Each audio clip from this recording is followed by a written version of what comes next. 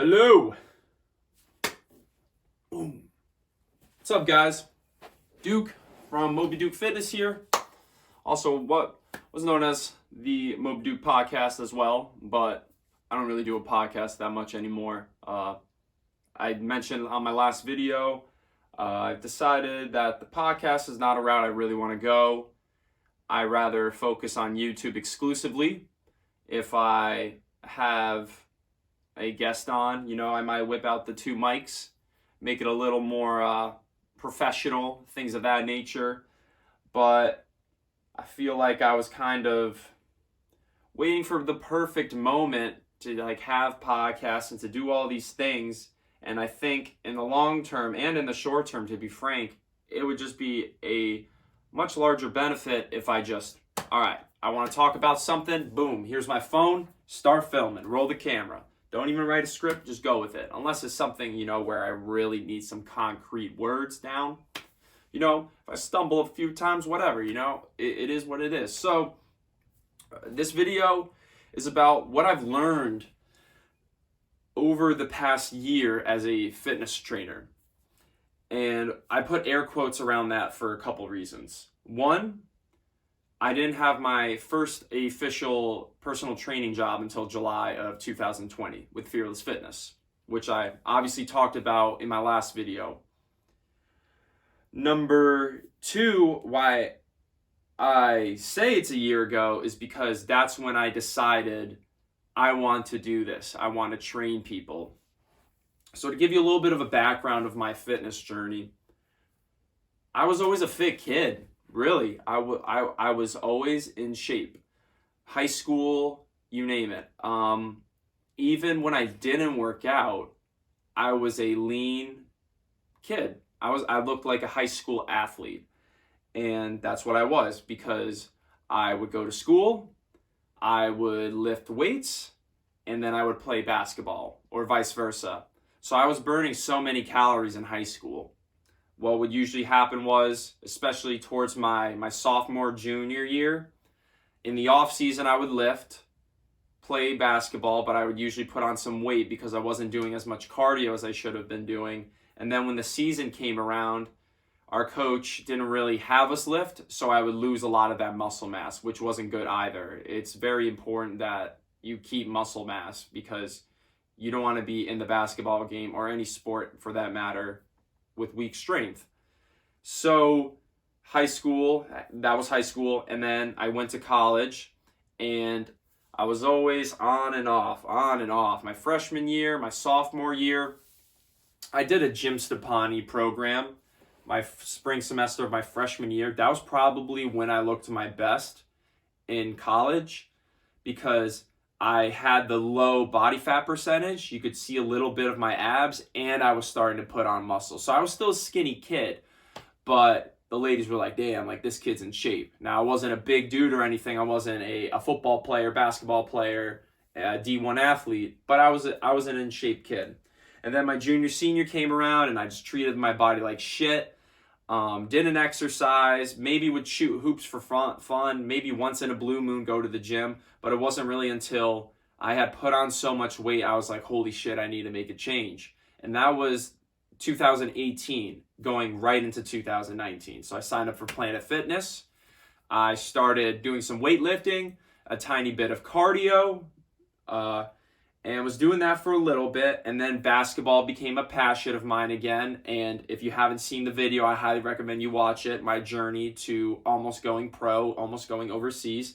I explained that a little more in depth, but essentially starting in 2019 in February, for the next 6 to 8 months, I was training exclusively basketball. So ball handling drills, basketball conditioning drills, so much shooting, free throws, layups, 3-pointers. So drills like the star drill.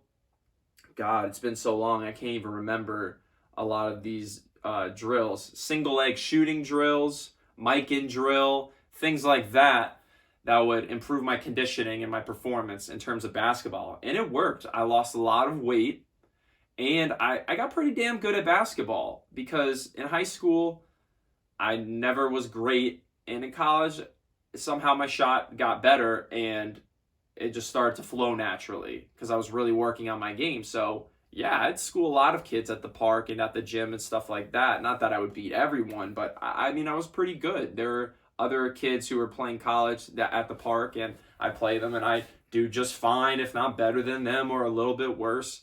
And it was cool. So I kept doing that until pretty much I started working at the Edge. And I started working at the Edge December of 2019. And I wasn't a trainer, I was a fitness consultant. And I did that for 4 months until the pandemic hit, right? So I was by no means a fitness mogul. I just knew some general advice that I could give to people who were even in worse shape than me about how they can reach their fitness goals. And it was all accurate. You know, I wouldn't spit some bullshit that I didn't really know what I was talking about. It was very basic fitness information. And so then while I was at the Edge, I started doing a fat burning workout that I found on muscleandstrength.com, I believe, or bodybuilding.com. It was something like that. And I was doing that for 3 months probably until the pandemic hit. I don't think there was any other specific program I was doing during that time. And then the pandemic happened, and then I obviously had to improvise because I was planning on doing the 75 hard challenge. There's also another video on that, which I highly recommend you guys watch if you haven't. So basically I was like, all right, gotta work out every day, twice a day. I'm gonna have to get a little creative because I can't beat my body up. So I didn't have a specific routine always, but I always logged my workouts. So I did a lot of resistance band work, calisthenics, lightweight, because I had a pair of dumbbells and I had like an 8-pound kettlebell. So very, very basic weightlifting exercises with the resistance bands, stuff that helped me maintain some of my muscle mass. And I was also starting to run, going on a lot of hikes, walking, and I lost a ton of weight. When I edit this video, I'll put like a picture of me right after 75 hard. I was very skinny, but I looked great. I had a little bit of muscle, not as much as I have now, but I mean, I looked good compared to where I had been for my entire life, essentially. Even that freshman year of college I mentioned, I was lean, I was tan as hell. My abs were finally starting to show again. And then 75 hard, I failed on day 60. So then it was kind of a free-for-all frenzy. All of the stuff I was doing kind of continued, but it was in a less disciplined way. So I kept my passion for calisthenics, for basketball, all during the summertime. I wasn't really lifting weights. I was doing some boxing. And then the fall came around, and that's when I started getting into CrossFit. Now, I didn't have any CrossFit programs. What I specifically did was I started following all these Instagram accounts and Pinterest and stuff like that. And I would just find workouts that I liked, would try to hit all my body parts. So obviously upper body, lower body, specific muscle groups, things of that nature, while I was still doing some calisthenics and doing a little bit of boxing still. And I put on some size, and I think that I did do a pretty good job of keeping the weight light. So on a lot of those workout of the days, they have a weight for men and a weight for women. I would actually do the weight for women because I wasn't an experienced CrossFit guy. And I wanted to make sure that I was doing the form correctly, doing the power cleans correctly, the deadlifts, everything that I either used to do in high school and early in college or had never done. I wanted to make sure I was executing it perfectly. And I also knew I was trying to build my endurance and cardio. So I also wasn't really worried about the number that was on the barbell or on the dumbbell or whatever the case was. So that kept me in pretty good shape. The summertime, when I was kind of in the mix of basketball and calisthenics, so kind of merging both of them. They were both my passions, still are my passions, along with weightlifting now. That's when I started at Fearless. So I wasn't following any of the Fearless Fitness programs. And I think this was probably my biggest mistake as a trainer, looking back at it, because while I was very skinny and I was in shape, my cardio could have been better, and I did want to put on muscle mass. And I didn't really put on any muscle mass until the fall time from doing those CrossFit workouts. And it's not that there was anything wrong with doing those CrossFit workouts. It's just that I wasn't really being a great example of my product and service at Fearless Fitness because I wasn't doing the workouts. I could do the workouts, like I could literally do the exercise, I could demo it, I could show you how to do it, I could correct your form, I could motivate you, I could coach you, all of those things I knew how to do as a trainer. But my biggest flaw, which I'll get into what I've still been kind of doing, is my lack of structure. Working out consistently since I started my fitness journey in depth, consistency has never been an issue. Consistency and structure has been my issue. So I could show up to the gym, I could show up to the basketball court, I could show up to the field and do an agility ladder workout. I could do a day where I'm doing just pull-ups and squats. Like anything you could lay out in front of me, I can do. In terms of general fitness and people from the outside who don't practice fitness, I'm a very fit, athletic guy.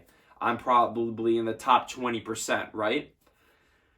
So I kept doing that until January, and then I decided, all right, I need to really get back into weightlifting.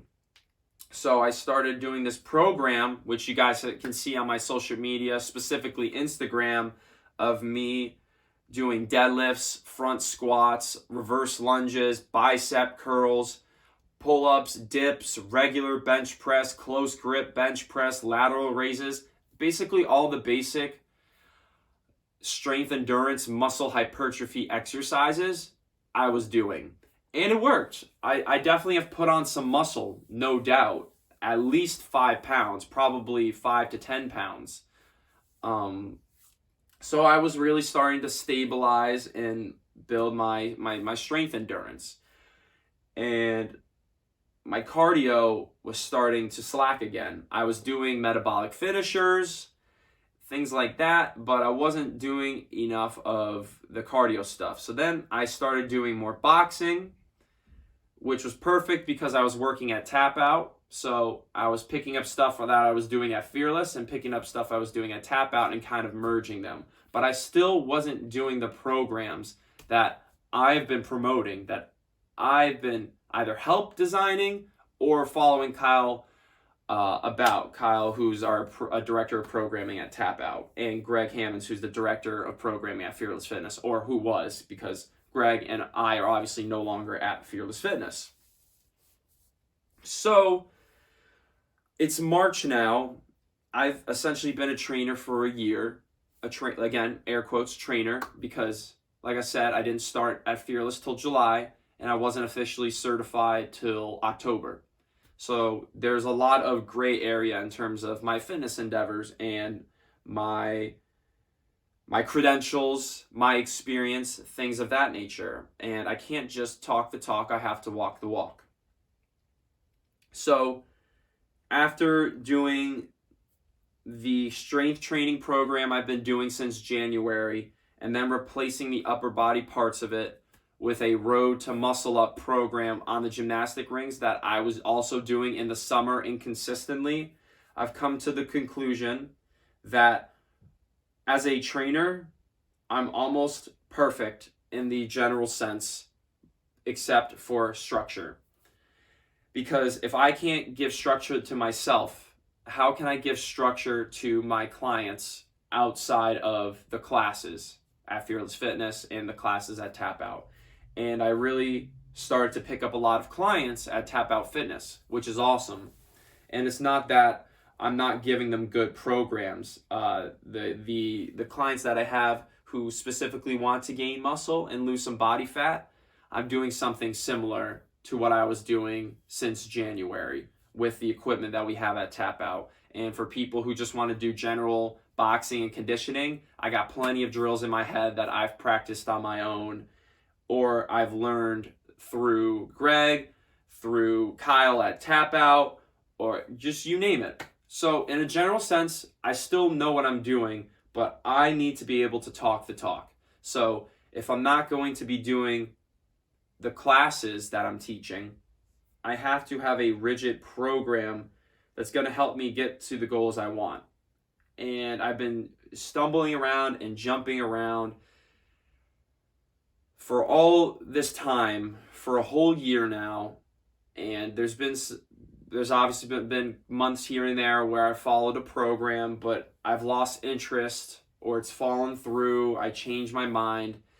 And I finally have said enough is enough, especially now that I'm done at Fearless Fitness. I'm starting to notice my motivation die because I have more time in the day, which is the ironic thing. I have more time in the day and now I'm less motivated to go to the gym because I have less structure. And these are things I'm noticing. So I've decided to personally invest my finances into another trainer. Someone who I've seen online for some time, who's a very big jack dude, who knows what he's talking about, and who has more experience than me. So, am I saying that I don't know how to train people? Absolutely not. I can help you lose weight. I can help you build muscle. My issue is that once you reach that plateau, that threshold, how do we break that threshold? Because that's where I'm at. I'm going to show you pictures of me post 75 hard. I'm going to show a picture of me in the fall, a picture of me in the winter during my hypertrophy program, and I'm going to show you a picture that I literally took today before any exercise, no pump, no flexing, nothing, just a picture of me. I'm athletic, I'm relatively lean, my body fat percentage is below 14%, I'm 200 pounds at 6'3", so it's very, very healthy, but I want to do better for myself. That way I can do better for my clients because I'm not happy where I'm at. I tend to be very hard on myself, granted, but I know that I'm not working hard enough to reach my goals. I can only gain so much credibility through Tapout and through the clients I have and videos I'm posting on my story or on YouTube or whatever. General fitness, I got it locked down. You know, if you are a person who struggles to work out 3-4 days a week, if you're a person who hasn't trained in forever, I'm your guy because I know how to teach the basics, the fundamentals. I know how to teach classes. I know how to teach even unique exercises that I can implement into the workout programs. But my issue as a trainer and as a fitness mogul, influencer, whatever you want to call it, is consistency of structure. So I need to implement that into my life. That way I can implement it into other people's lives better. Not that I'm not doing it, but I know I can do it better if I also walk the walk and not just talk the talk. Because the way I've done fitness, basically, outside of the past 3 months, everything has basically been a workout of the day. There hasn't been any structure. It's kind of been free for all. Just stay in shape, don't get fat. Maybe put on some muscle. And it's worked to a certain extent. But I don't want to be skinny fat. That's where I see myself right now. I feel skinny fat. So when I show you the pictures that I took today, not flexing, not after a pump or anything, when I see myself, I'm like, I can do better than this. I need to do better than this. How am I going to be able to advance my fitness career if I can't better myself? So I invested money into a program.